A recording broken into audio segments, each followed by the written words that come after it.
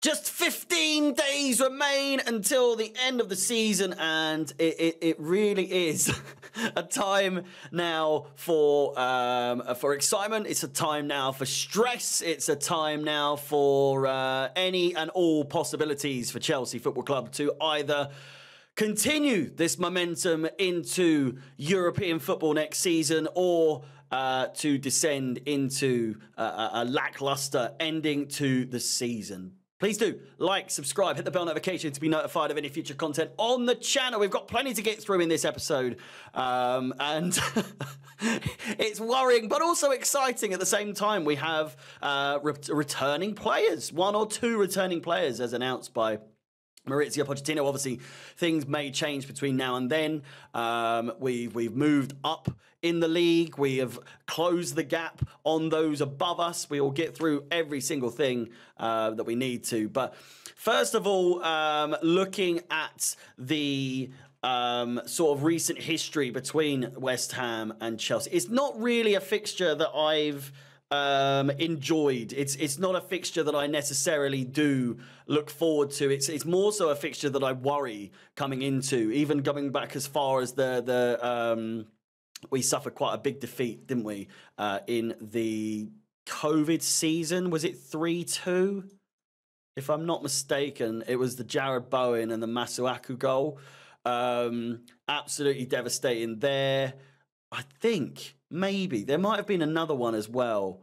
Maybe 2020, was it? It was Yarmolenko. That was the one. Willian with 2 goals. Souček and Antonio to make it 2-1 for them. Then Willian to make it 2-2. Yarmolenko in the 89th minute. And that was in July, the 1st of July. Probably, I think, if I'm not mistaken, one of, if not the last games of the season. So it really isn't too much of a new feeling having West Ham so close to the end of the season. I think, if I'm not mistaken as well, that the positions for the 2 clubs back then was a little bit different than they are now. We are obviously at 8th and 9th, respectively, with 2 points clear of them with a game in hand.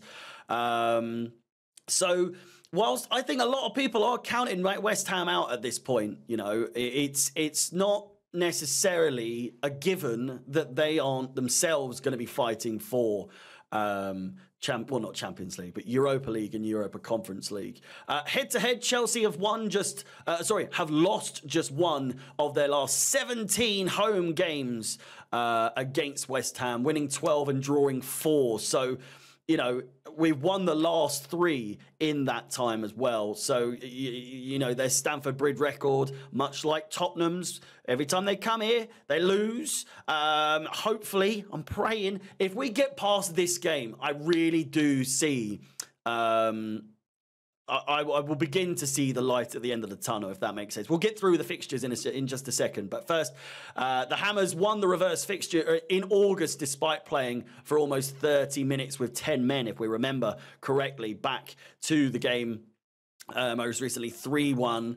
It was Agard, Chukwuemeka with that brilliant goal. Second game of the season, if I'm not mistaken. Antonio as well. Again, he's the one that really gets on my tits in terms of who you need to look out for. And then Paqueta with a 90th minute penalty as well. But it was the Ogard, or Aguerd, I don't know how to say his name. He got sent off in the 67th minute. And we weren't able to capitalise on that. They actually scored another goal after, obviously, conceding. Conceding the red card. In terms of everywhere else, we move to the side view, and this is how it stands at the moment in terms of remaining fixtures. 4 games apiece, and now we begin to see a possibility for us, Chelsea Football Club, to take the final run of games by the scruff of the neck into the final 2. As you can see, we've obviously had games in hand over Newcastle and Manchester United, and we now have a chance to overtake Manchester United with games played. We leveled it up today, I think, tomorrow with our game against West Ham. They play the following day. What is that? That's the 6th.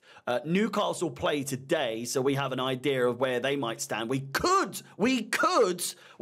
absolutely could overtake Newcastle should they somehow, some way lose to Burnley later on today. They play at around, when do they play? Scores and fixtures. 3 o'clock kickoff against Burnley. They are away from home, and if I'm not mistaken, again, I do think Newcastle's away record is a little bit smelly at the moment. So they play today as of recording. This is Saturday. Sunday, we've got West Ham, and then Palace and Manchester United play on Monday. So if, again, what's that? So that would be a game more than us for Newcastle. Then we level it up, but we played a game more than Manchester United. So either way, come the end of Monday evening, we will all be level. Then we've got games, Brighton for Newcastle, Nottingham Forest for us on the same day. We both play on the 11th. And then Manchester United have Arsenal, where they, again, will be falling behind in terms of games played and will have to keep up with a win or a draw. But preferably a win for them in terms of that's what they'll be praying for, because again, the momentum for Chelsea at the moment, absolutely incredible, since that Aston Villa comeback, and then to win against Tottenham the way that we did was absolutely a sign that we could see this through these final 4 games. Then, of course, following that game, we get to the penultimate game where they play each other. We've got Brighton away on that same day. And let me just quickly look forward. It is a Wednesday. It's a Wednesday. We both play on the same day. We've got Brighton at 7:45 p.m.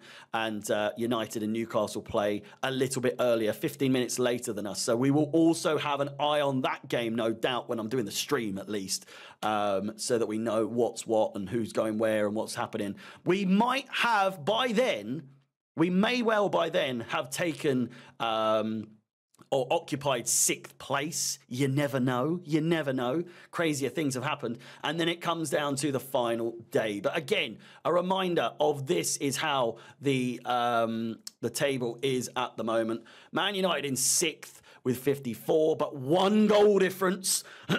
Just 1 goal difference and 3 points the difference. If we just win the games until they play Arsenal, which again is... we just need to beat West Ham. we just need to beat West Ham and beat Nottingham Forest, or draw against Nottingham Forest. If they draw or lose to Palace and then lose to Arsenal, that would be absolutely fantastic, and that would mean that we would go above them. But for the remainder, obviously West Ham are brilliant. I'm not just completely disregarding West Ham, but we are in crunch times now in terms of what is going on. I will very quickly, obviously, I'm dragging on a little bit here, but starting 11s wise, I do predict it's going to be the same. But of course, we have been told that Christopher Nkunku and Levi Colwill are going to be returning to the squads in some capacity. So expect to see them on the bench. I don't expect to see them play necessarily, but you never know. You never know. But apart from that, yeah, same lineup as we did against Tottenham. I don't see why you would drop anyone, especially the likes of not Levi Colwill, Malo Gusto, who had an absolutely, brilliant performance up against Heung-min Son, kept him quiet. Not necessarily a stellar performance elsewhere, but overall, keeping Heung-min Son as quiet as he did was, in and of itself, a very big accomplishment for the 20-year-old right back. Or acting right back. Madueke, I see him having a really good bit of momentum at the moment. Everyone seems to have forgotten what happened in the last fortnight or so, and now that he's kind of finding his foot more also on the pitch rather than also on and off the pitch.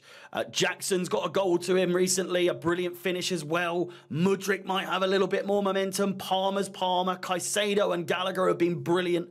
Badiashile is alongside Trevor Chalobah, who hopefully Chalobah has been instilling some confidence next to him, as opposed to the likes of Axel Disasi, who just brings mayhem a lot of the time. Cucurella, brilliant. If he can play down the middle again, that'd be great. That inverted role, we've seen how well he can do in that position. And Petrovic, if he could just please, for the love of God, stop conceding goals, then that would be fantastic. We've got a clean sheet for the first time in well, not the first time, but you know, the second clean sheet for the first time since the 13th of January. We're nearly there. We're not nearly there because we're still in, you know, we're still in eighth, or not still in eighth. We've just moved up to eighth. Excuse me.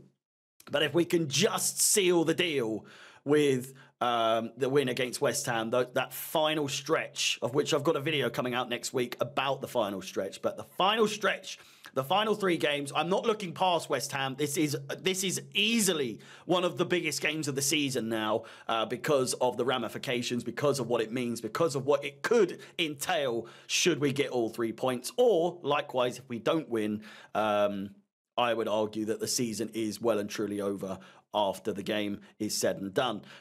With that said, let me know your thoughts. Let me know your predictions. Are you nervous? Is it getting a little bit shaky? Let me know in the comments down below, and I'll have a little chit-chat with you at some point down the road between now and the game. Until then, enjoy the rest of your evening or the rest of your day. Enjoy the rest of your morning in the build-up to the game. Please like the video, subscribe, hit the bell notification to be notified of any future content on the channel. For the 4th last time in a preview this season, my name is Harry. Up the chills and peace.